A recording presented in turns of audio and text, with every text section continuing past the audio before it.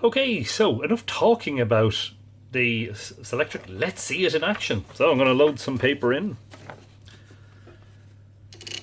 And hopefully get it lined up fairly nicely. Minor adjustment needed. Okay. Sometimes you just need to kind of give it a little bit of coaxing. So I'll just set my right hand margin there so I don't go off the page. And double check that everything feels okay. And so here's what it sounds like. Yes, there is life in the old beauty yet. The wonderful whirring noise of the motor. And let's have a look at some of the keys in action. Return, tab. Is this index return? Space and repeating space, backspace and repeating backspace. Yeah, baby, yeah. Okay, let's do what a lot of typewriter owners tend to do when they begin typing. The quick brown fox jumped over the lazy dog. Or, if you want another sentence that uses every letter of the alphabet, Sphinx of black quartz, judge my vow. And look at that, printing beautifully.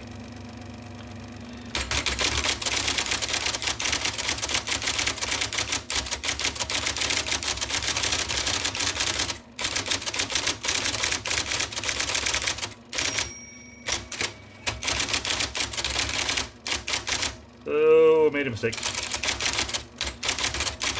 And another one.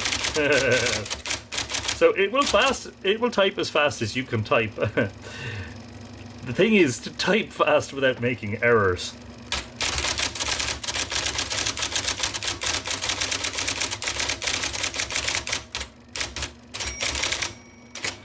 Oh, I typed the B. I have a habit of doing that.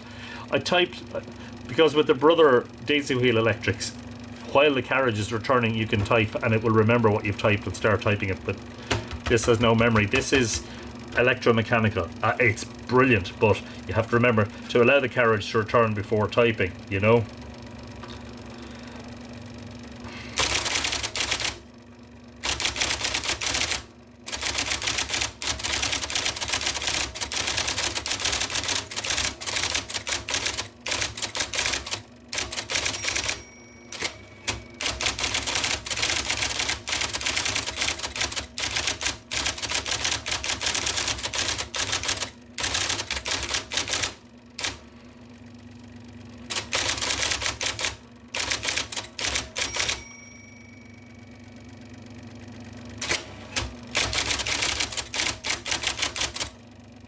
There is such a wonderful tactile experience from this typewriter. I love that noise.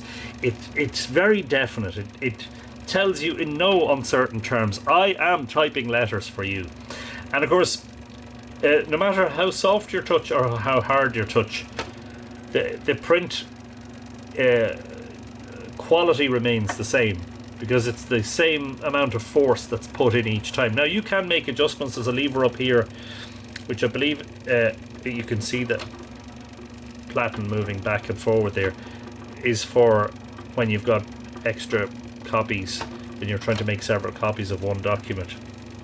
And then there's an adjustment lever, sorry, this red knob here, on the type ball itself. So you can adjust how hard it hits the paper. And for general use, it's recommended to leave that in the middle, and that's where I have it.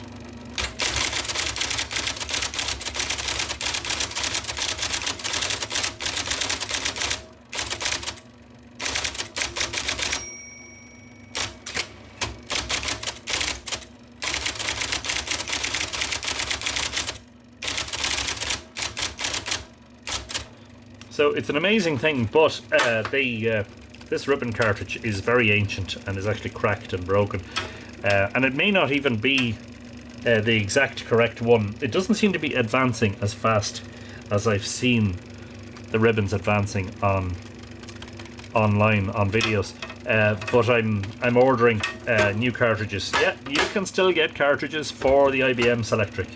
You can still get typewriter ribbons for most typewriters these days, and I'm very glad for that.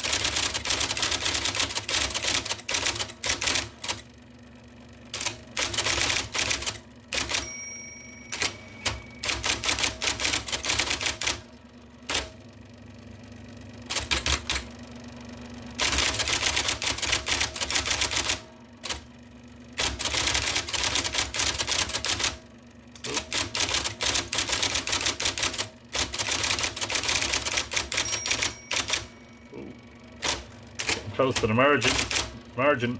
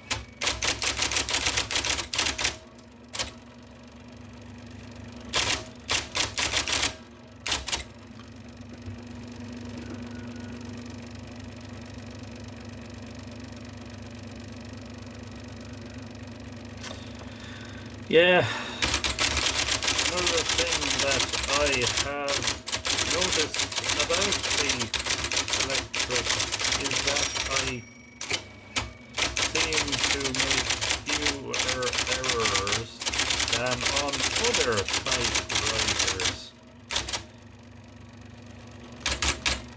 Not that I make none.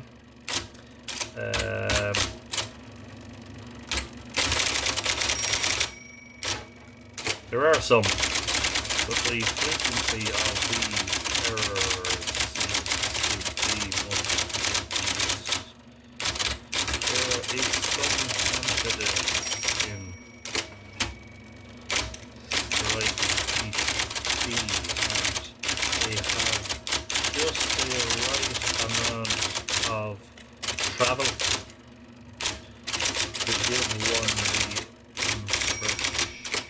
impression that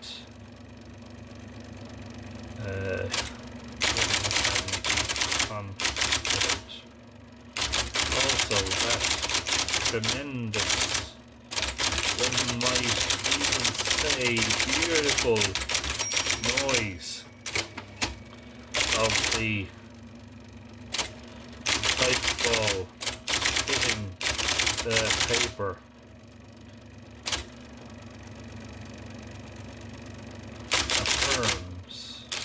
Mistake that.